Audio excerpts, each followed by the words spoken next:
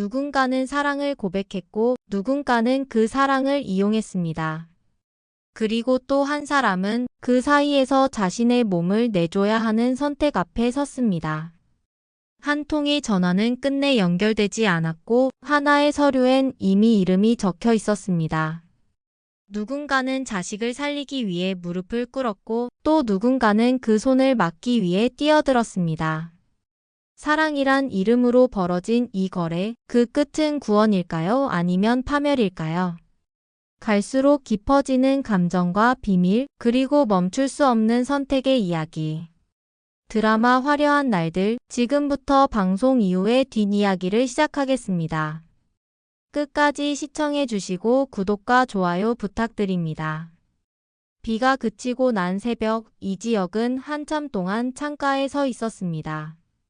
잠을 이루지 못한 얼굴이었죠. 휴대폰 화면에는 부재중 전화가 여러 통 남아 있었는데요. 그 중엔 박성재의 이름도 보였습니다. 하지만 지혁은 그 전화를 걸지 않았습니다. 대신 한참을 망설이다가 지은호라는 이름을 눌렀지만 그 전화도 연결되지 않았습니다. 지혁은 조용히 중얼거렸습니다. 받아라. 제발 받아라. 왜 이 남자가 이렇게까지 다급해졌는지 그 이유는 바로 어젯밤에 있었습니다.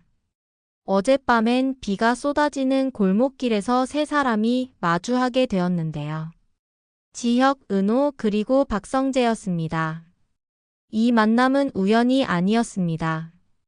감정이 한번 터져버린 이상 이제는 누구도 더 참을 수 없었던 순간이었습니다.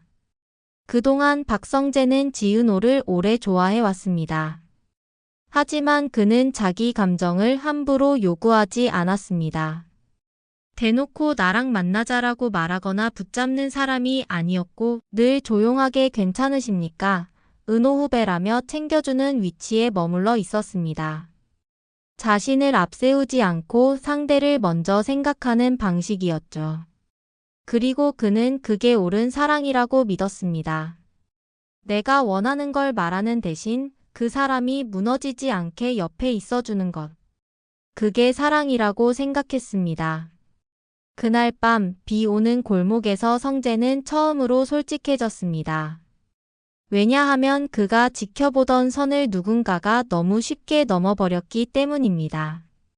지혁이 먼저 한 거예요. 지혁은 더 이상 숨지 않고 이렇게 말해버렸습니다. 나 이제 못 참겠다. 나 은호 좋아한다.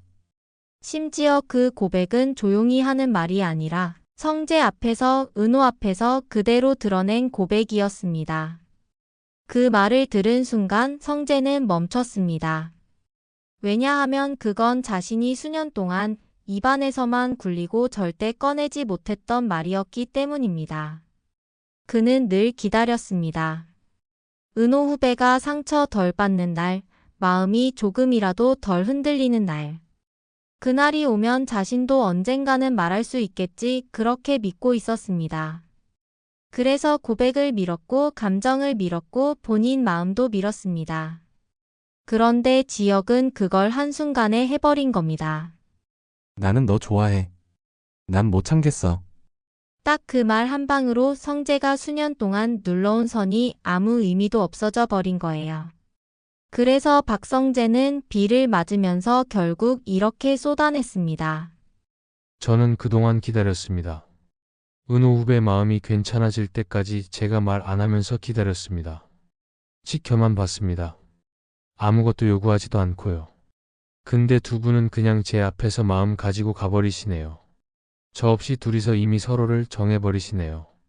저는 언제까지 뒤에만 서 있어야 합니까? 그 장면을 지켜보던 지혁은 충격을 받았습니다.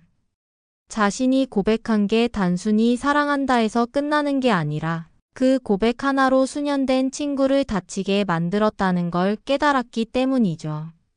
그래서 새벽에 전화를 걸지 못했습니다.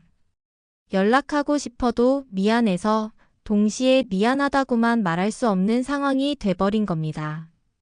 하지만 지혁은 도망치지 않겠다고 결심했습니다. 이제 난 숨지 않겠다. 그게 지혁이 새벽 창가에서 스스로에게 한 약속이었습니다. 내가 은호를 좋아한다고 말했으니 이제부터는 그 감정으로 인해 다칠 사람들까지 내가 안고 가겠다라는 다짐이었습니다. 같은 시간 지은호는 불 꺼진 방 안에 혼자 앉아 있었습니다. 어젯밤 젖은 옷은 의자에 걸려 있었고 바닥에는 병원에서 온 봉투가 놓여 있었습니다. 그 안에는 충격적인 내용이 들어 있었습니다. 기증자 지은호, 수혜자 한우진. 그 문장을 보는 순간 지은호는 숨이 막혔습니다. 한우진. 자신과 같은 날 태어난 남자아이. 그리고 고성이가 평생 곁에서 키워온 아이. 휴대폰이 진동하면서 문자가 도착했습니다. 발신자는 평생 엄마라고 불렀던 사람 정순이였습니다. 은호야, 오늘은 그냥 집에 와서 밥 먹자. 아무 말 안 할게. 그냥 와. 짧은 메시지였습니다. 하지만 그 말은 오히려 더 무겁게 느껴졌습니다. 아무 말 안 할게라는 말은 어쩌면 이미 많은 걸 알고 있다는 뜻처럼 들렸기 때문입니다. 지은호는 화면만 바라봤습니다. 답장을 보내지 못한 채로요. 엄마, 제가 잘못한 게 아니라면 왜 이렇게 죄인 같죠? 그녀는 낮은 목소리로 혼잣말을 했습니다. 그리고 그날 아침 지은호는 다시 병원을 찾았습니다. 병원 VIP 병실 문을 조심스럽게 열고 들어가자 고성이가 침대 머리맡에 반쯤 기대 앉아 있었습니다. 고성이는 지은호를 보자마자 마치 기다렸다는 사람처럼 바로 말을 꺼냈습니다. 왔구나, 은호야. 그 말투는 너무 익숙하게 딸을 부르는 어머니의 말투였죠. 지은호는 손에 들고 온 봉투를 탁자 위에 내려놓았습니다. 목소리는 떨렸습니다. 이거 왜 저한테 보내셨어요? 봉투 안의 서류에는 부분간 이식 동의서라고 적혀 있었고 기증자 칸엔 자신의 이름, 수혜자 칸엔 한우진. 누가 봐도 간 이식을 전제로 한 문서였습니다. 고성이는 숨을 한 번 삼키더니 조용히 말했습니다. 우진이가 시간이 많지 않아. 의사 말로는 이번 주 넘기기 힘들대. 그녀의 목소리는 단호했습니다. 슬픔보다 절박함이 먼저였고 이미 마음이 한쪽으로 기울어 있었습니다. 지은호는 차갑게 물었습니다. 그래서요? 지금 저한테 제 간을 떼어달라는 거예요? 고성이는 망설임 없이 말했습니다. 그래, 은호야. 내 간은 건강해. 절반만 떼어도 넌 살고 우진이는 살 수 있대. 그 말은 너무 담담해서 오히려 잔인하게 들렸습니다. 지은호는 양손을 떨며 말했습니다. 이게 엄마가 할 말이에요. 그때 저를 버렸던 사람이 이제 와서 제 몸을 달라고요? 저는 한 번도 엄마를 원망하지 않았어요. 근데 지금은 너무 미워요. 고성이는 그 말을 듣고 눈을 감았습니다. 그리고 아주 천천히 떨리는 목소리로 말했습니다. 은호야, 내가 태어나던 날 우진이도 같이 태어났어. 엄마는 그날 너무 무서웠어. 아이 둘을 한 번에 책임질 자신이 없었거든. 아빠는 도망칠 준비를 하고 있었고 엄마는 혼자였어. 그래서 한 아이는 품에 두고 살리겠다고 마음먹었고 다른 아이는 살아만 줬으면 했어. 그게 너였어. 그녀는 눈을 피하며 말을 이어갔습니다. 우진이는 내 옆에서 자랐어. 숨 쉬는 것, 밥 먹는 것 다 내가 챙겼지. 그 아이가 내 전부였어. 그런데 지금 그 아이가 죽어가고 있어. 은호야, 엄마는 이제 뭘 어떻게 해야 할지 모르겠어. 그래서 이렇게라도 매달리게 됐어. 그리고 고성이는 처음으로 고개를 들어 딸을 똑바로 봤습니다. 은호야, 제발. 우리 우진이 살려줘. 엄마가 무릎 꿇을게. 그녀는 실제로 침대에서 몸을 일으켜 내려오려 했습니다. 링거 라인이 딸려 끌리고 의자에 부딪히는 소리가 났습니다. 은호야, 엄마가 잘못했어. 그땐 세상이 너무 좁았고 너를 지킬 힘이 없었어. 근데 지금은 그 아이 하나라도 살리고 싶어. 엄마 인생의 마지막이 그거면 돼. 은호는 떨리는 목소리로 말했습니다. 지금 그게 부탁이에요? 아니면 협박이에요? 서류 보니까 제 이름 다 적혀 있더라고요. 제 허락도 없이요. 그게 부탁이에요, 엄마? 고성이는 고개를 숙였습니다. 그래, 맞아. 엄마가 서두른 거야. 시간이 없었으니까. 그리고 조용히 말했습니다. 나쁜 엄마라 해도 돼. 미워해도 돼. 근데 제발 우리 우진이 살려줘. 은호야, 엄마는 이번엔 진짜 아무것도 못하겠어. 은호는 눈을 떴습니다. 엄마가 이렇게 우는 거 처음 봤어요. 근데요, 저도 사람이에요.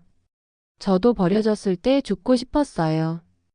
이제 와서 또 제 몸을 떼어내서 누굴 살리라니. 그건 너무해요. 은호는 결국 병실을 뛰쳐나갔습니다. 복도에 나와서도 숨을 고르지 못했습니다. 왜 저는 항상 누군가를 대신해야 하는 거죠? 그때 복도 끝에서 박성재가 다가왔습니다. 은호 후배 괜찮아요? 은호는 고개를 들었습니다. 성재 씨 알고 있었어요? 성재는 조용히 고개를 끄덕였습니다. 네, 알고 있었습니다. 그럼 왜 저한테 말 안 했어요? 은호 후배가 더 다칠까 봐요. 하지만 이제는 숨기면 안 될 것 같습니다. 성재는 서류를 보여주었습니다. 기증자 지은호, 수혜자 한우진. 그리고 아래에는 법적 보호자 동일안이 이미 채워져 있었습니다. 이건 잘못된 겁니다. 은호 후배의 의사 없이 진행되면 그건 범죄나 다름없습니다. 저는 그렇게 둘 수 없습니다. 은호는 고개를 떨구었습니다. 성재 씨 저 화 안 났어요. 그냥 너무 슬퍼요. 저는 왜 태어날 때부터 누군가 대신해야 하는 사람인 거예요. 한 번이라도 넌 괜찮니? 라고 물어본 사람이 없어요. 성재는 아무 말도 하지 못했습니다. 그저 고개를 숙이며 말했습니다. 죄송합니다, 은호 후배. 지은호는 병원을 나와 걸었습니다. 휴대폰이 울렸습니다. 이지혁이라는 이름이 떴습니다. 은호야, 지금 어디야? 몰라요. 그냥 걷고 있어요. 병원 가지 마. 선배 이미 갔다 왔어요. 뭐라고? 다 들었어요. 이제 아무 의미 없어요. 은호야, 거기서 기다려. 지금 갈게. 오지 마요. 오시면 선배까지 다쳐요. 이건 제가 버텨야 하는 일이에요. 전화를 끊고 은호는 멈춰 섰습니다. 그날 저녁 정순이의 식탁엔 평소처럼 반찬이 놓여 있었습니다. 밥 먹자. 짧은 한마디였지만 그 말엔 나는 내 편이다라는 뜻이 담겨 있었습니다. 엄마, 지은호의 목소리가 떨렸습니다. 엄마 맞죠? 저 아직 엄마 딸 맞죠? 정순이는 은호의 머리를 천천히 쓰다듬으며 말했습니다. 넌 우리 딸이야. 그건 어떤 서류로도 못 바꾼다. 병원 복도에서는 긴박한 움직임이 시작되고 있었습니다. 모니터가 켜지고 의사들이 속도를 높였습니다. 한우진의 상태가 갑자기 나빠졌다는 말이 복도 전체를 타고 퍼졌습니다. 지금 이식 준비 들어가야 합니다. 의료진의 말은 너무 차갑게 들렸습니다. 마치 사람의 생명이 아니라 부품 교체를 논의하는 듯 했죠. 문제는 그 자리에 지은호도 와 있었다는 점이었습니다. 그녀는 스스로 온 게 아니었습니다. 엄마가 아프다, 우진이가 위험하다, 잠깐만 와달라는 연락에 결국 병원으로 불려온 상태였습니다. 하지만 막상 도착하자 그곳은 대화를 위한 자리가 아니었습니다. 모든 절차가 이미 준비되어 있었던 겁니다. 서류에는 기증자 지은호, 수혜자 한우진. 남은 칸은 단 하나 서명란뿐이었습니다. 모든 게 이미 결정된 일처럼 은호는 사인만 남긴 사람으로 취급되고 있었습니다. 시간 없습니다, 보호자님. 의료진이 단호하게 말했습니다. 고성이는 눈을 감았다가 떴습니다. 그 아이만 살리면 됩니다. 나머지는 제가 다 욕먹겠습니다. 제가 다 뒤집어 쓰겠습니다. 그 아이만 살려주십시오. 그 말은 단순한 감정이 아니었습니다. 고성이는 이미 마음속으로 모든 걸 각오하고 있었습니다. 그래, 세상이 나를 미친 엄마라 부르면 어때? 내가 딸의 몸을 이용했다 욕을 먹어도 상관없어. 내 인생이 무너져도 괜찮아. 우진이만 살면 돼. 그녀는 그렇게 결심한 사람이었습니다. 이건 희생이라 부를 수도 사랑이라 부를 수도 없는 절박한 관계였습니다. 복도는 숨이 막힐 정도로 긴장됐습니다. 의사들은 서류를 정리하며 고성희의 결정을 기다렸고 간호사는 은호에게 펜을 내밀었습니다. 은호는 아무 말도 하지 못한 채 펜을 바라봤습니다. 이거 제가 사인하면 정말 그 아이가 사는 거예요? 그녀의 손은 떨리고 목소리는 거의 속삭임처럼 작았습니다. 그때 복도 끝에서 거칠게 달려오는 발소리가 들렸습니다. 이지혁이었습니다. 숨이 차오른 채로 복도 문을 밀치고 들어왔습니다. 그와 동시에 박성재도 뒤따라 들어왔습니다. 의료진이 막아섰지만 두 사람은 그 틈을 뚫고 뛰어들었습니다. 지혁은 복도를 가로질러 소리쳤습니다. 은호야. 안에 있지 마. 아무 서명도 하지 마. 절대 사인하지 마. 그의 목소리는 절규였습니다. 이건 내 인생이야. 내 몸이야. 아무도 대신 결정할 수 없어. 그 외침에는 그런 의미가 담겨 있었습니다. 박성재도 거의 동시에 외쳤습니다. 은호 후배, 기다리세요. 제가 있습니다. 혼자 아니십니다. 평소의 차분한 말투는 사라지고 그의 은호 후배라는 호칭에는 죄책감과 결의가 함께 담겨 있었습니다. 이제라도 제가 맡겠습니다.